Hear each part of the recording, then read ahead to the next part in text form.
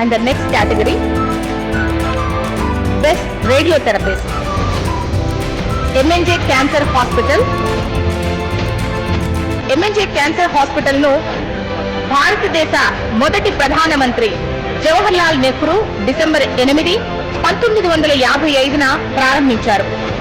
ఈ ఆసుపత్రిలో surgical, medical మరియు రేడియేషన్ ఆంకాలజీ సేవలు అందుబాటులో ఉన్నాయి.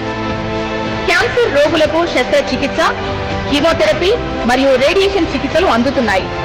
డాక్టర్ జోసెఫ్ బెంజమిన్ గారు రేడియేషన్ ఆంకాలజిస్ట్ గా ఈ హాస్పిటల్లో సేవలు అందిస్తున్నారు. ఆయన సేవలను గుర్తించి తెలంగాణ ప్రభుత్వం డాక్టర్ జోసెఫ్ బెంజమిన్ గారిని ఈ ఆసుపత్రి యొక్క ఇన్ఛార్జ్ డైరెక్టర్ గా ఇటీవల నియమించారు.